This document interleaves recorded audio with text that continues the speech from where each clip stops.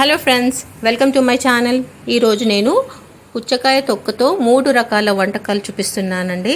ముందుగా నేను ఇక్కడ పెరుగు పచ్చడి ఎలా ప్రిపేర్ చేయాలో చూపిస్తున్నాను. ముందుగా మనము అంతా ఈ వాటర్మిలన్ని కట్ చేసుకున్న తర్వాత ఈ తొక్కలు ఉంటాయి కదా, అదంతా ఇలా పీలర్తోని అంతా తీసేసి ఈ ముక్కలన్నీ చక్కగా పీల్ చేసుకున్న తర్వాత లోపల ఏదైనా రెడ్ కలర్గా ఉంటే ఒక స్పూన్తో అంతా సరిగా మనం నీట్ చేసుకోవాలి. ఇప్పుడు ఒక్కొక్కటి తీసుకొని మనం దీన్ని తురుముకోవాలి. తురుముకున్న తర్వాత నీళ్ళన్నీ పిండేసి ఒక ప్యాన్లో దీన్ని కొద్దిగా ఫ్రై చేసుకొని ఒక కప్పులోకి ట్రాన్స్ఫర్ చేసుకోవాలి. ఇందులోకి 1 స్పూన్ పుట్నాల పొడి, ఉప్పు, పచ్చికారం వేసుకొని పక్కన పెట్టేసుకోవాలి.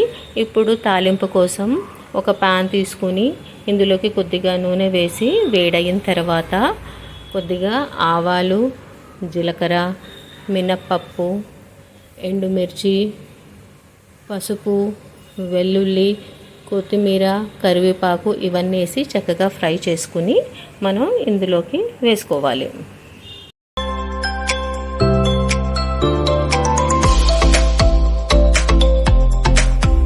ఇప్పుడు ఈ పోపునంతా ఈ తురుములోకి వేసుకుని ఇందులోకి మనం పెరుగుని యాడ్ చేసుకోవాలి. పెరుగు చాలా చిక్కగా ఉంటేనే బాగుంటుంది ఈ పెరుగు చట్నీకి. ఇదంతా కలిపేసుకుంటే చట్నీ రెడీ అయిపోతుంది. అన్నంలోకి చాలా బాగుంటుంది. ఇప్పుడు నేను దీంతో చట్నీ ఎలా ప్రిపేర్ చేయాలో చూపిస్తున్నాను.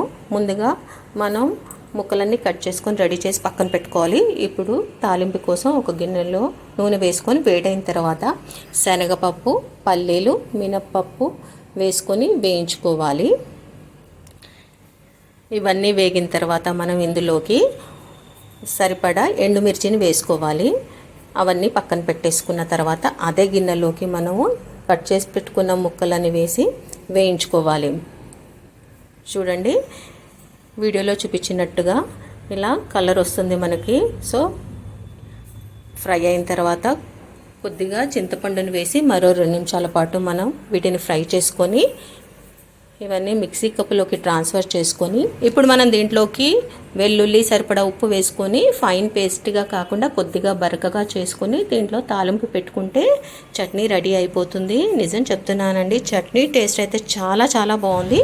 ఇప్పుడు నేను వాటర్మిలన్ హల్వా ఎలా ప్రిపేర్ చేయాలో చూపిస్తాను. సేమ్ ఇది కూడా సన్నగా గ్రేట్ చేసుకున్న తర్వాత వాటర్నంతా పిండేసి ప్యాన్లో కొద్దిగా నూనె వేసుకొని ఇది చక్కగా ఫ్రై చేసుకోవాలి. చూడండి, ఇది ఫ్రై అయిన తర్వాత మనం దీంట్లోకి 1 కప్పు పాలను పోసుకొని ఇంకొంచెం సేపు దీన్ని మనం కుక్ చేసుకోవాలి.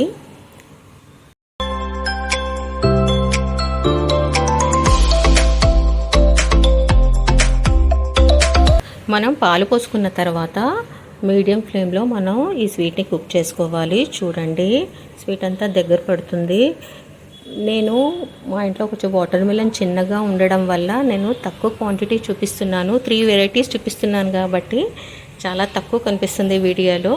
సో ఇప్పుడు మనం పాలు వేసుకున్నదంతా దగ్గరకు వచ్చిన తర్వాత 1 కప్పు తురుముకి 1/2 కప్పు బెల్లాన్ని వేసుకోవాలి. చూడండి, బెల్లం అంతా కరిగిన తర్వాత ఇలా కొంచెం లూజ్గా వస్తుంది.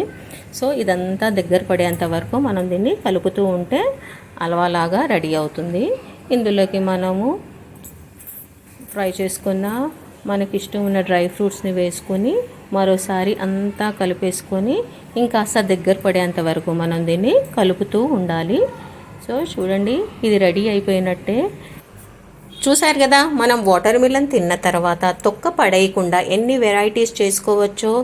సో మీరు కూడా ఈ 3 వెరైటీస్ ట్రై చేయండి, చాలా బాగున్నాయి. వీడియో నచ్చితే లైక్ చేయండి, షేర్ చేయండి, నా ఛానల్ సబ్స్క్రైబ్ చేయండి.